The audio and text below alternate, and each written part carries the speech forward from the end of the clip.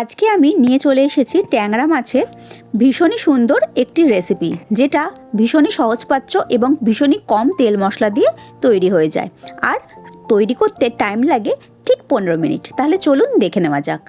নমস্কার, আমি জয়িতা আর আপনারা দেখছেন জয়িতার পাকশালা। আমার আজকের রেসিপি হলো ট্যাংরা মাছের তেল ঝাল। ট্যাংরা মাছের তেল ঝাল বানানোর জন্য প্রথমেই গ্যাসে আমি একটা কড়াই বসিয়ে তাতে দিয়ে দিয়েছি পরিমাণ মতো সর্ষের তেল।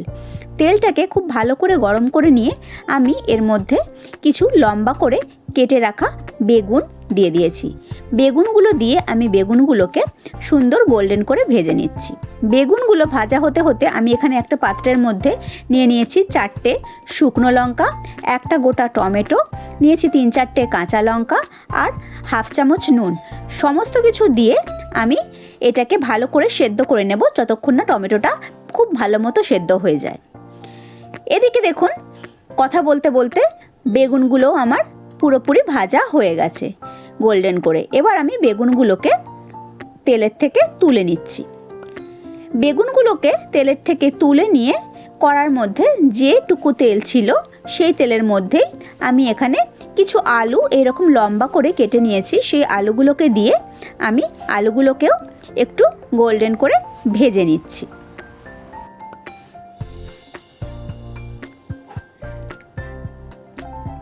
আলুগুলোকে গোল্ডেন করে ভাজা হয়ে গেছে।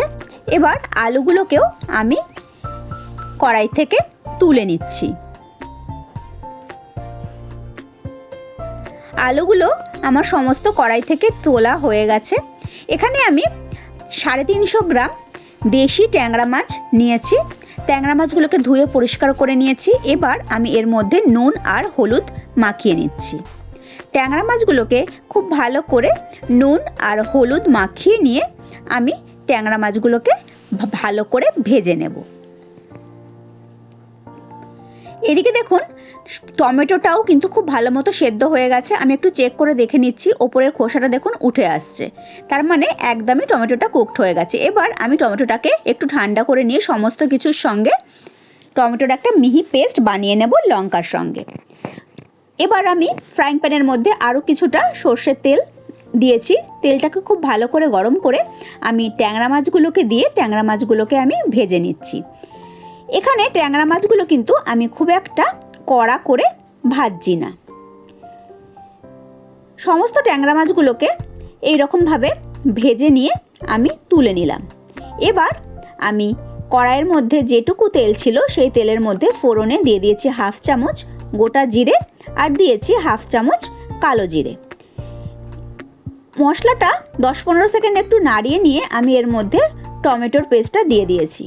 আর আমি এখানে দিয়েছি হাফ চামচ হলুদ গুঁড়ো, হাফ চামচ কাশ্মীরি লঙ্কার গুঁড়ো আর হাফ চামচ নুন।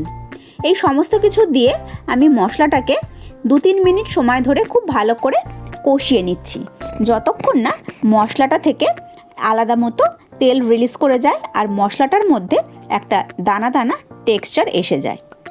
দেখুন, মশলাটা থেকে কিন্তু তেল রিলিজ করে যাচ্ছে আর মশলাটার মধ্যে কিন্তু একটা দানা দানা টেক্সচার এসে গেছে।